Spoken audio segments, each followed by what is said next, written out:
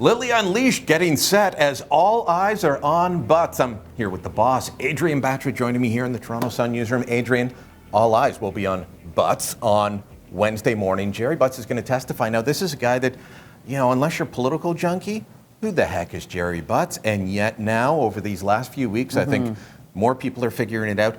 Is there anything he can possibly say that will help the Prime Minister, can change the channel at this point after Jane Philpott, Jody Wilson-Raybould resigning and all these revelations? We are going into nearly week 4 of this scandal, and it's ongoing, and there's really been no good reason, no explanation for really any of all the things that have unfolded so far.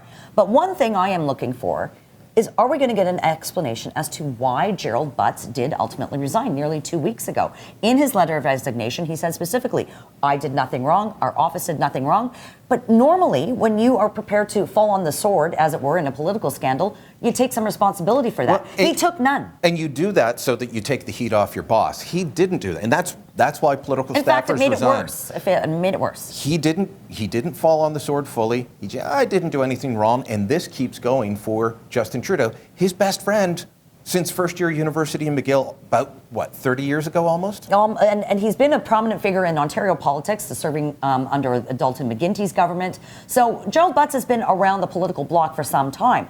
Now, the challenge that Justin Trudeau is going to have after this testimony tomorrow is then the head of the Privy Council, Michael Wernick, comes back to committee and testifies. What will he say? I think that they are going to have a strategy session today. It's probably why the Prime Minister is not making his appearances and his public appearances in Regina. He's back in Ottawa, hunkering down, trying to figure out what is actually going to be said at committee tomorrow.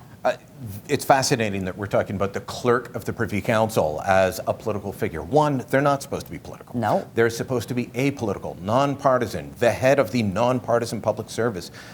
I think that Michael Wernick's testimony the last time was so shocking that people took notice, and it helped build the story, helped build the narrative, helped push it to more Canadians as they go, wait a minute, there are weird things being said here. There's obviously a scandal. I don't think his second appearance is going to be any better. I don't think so, but it will also be interesting to watch if Butts and Wernick go sort of scorched earth against Jody Wilson-Raybould. We saw in her testimony last week, she had dates, she had times, she had text messages, she had memos. Will they provide that same information? How much will they go after her? Either way, this is all bad news for Justin Trudeau. I'm hearing that they may have some emails, but I don't think Jerry Butts is going to show up with as many detailed bits of information that Wilson-Raybould did. Let me ask you about this, because Justin Trudeau's brand was all about women. Yeah. You've got 2 major women resign. Another female MP say she will not run. And at first she, MP Selina was saying, no, it's not over this, but now she's kind of tweeting out that it is.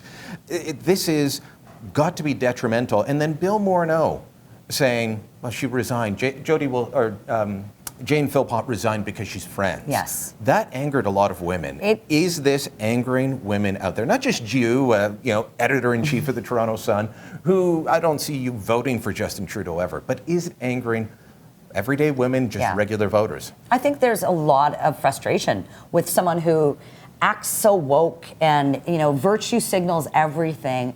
Made a point of talking about, hey, it's 2015, gender-balanced cabinet. It's frustrating for women, I think, to hear what's been unfolding. It's almost like the Liberals' version of the war on women.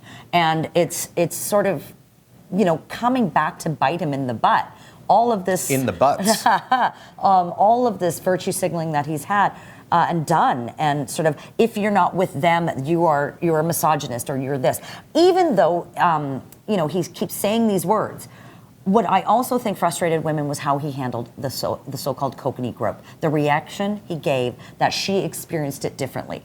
You sort of have a collective groan, a collective sigh when Justin Trudeau said that about the reporter. And he's almost used that same answer, that same line of thinking. Yeah, because he got away with it before, and he thinks I can get away with it again. But what will be interesting, sort of watching all of this unfold tomorrow, is I believe that the die has been cast. I don't know if whatever Gerald Butts says or whatever Wernick says to try to vindicate the Prime Minister and the Prime Minister's office in the SNC-Lavalin scandal, Canadians believe Jody Wilson-Raybould, and she was basically vindicated in her comments by what Jane Philpott said in her resignation letter, that she had lost confidence in this government. Right. Well, Canadians believe Jody Wilson-Raybould over the Prime Minister by a margin of 2-1, according to our friends at Ipsos.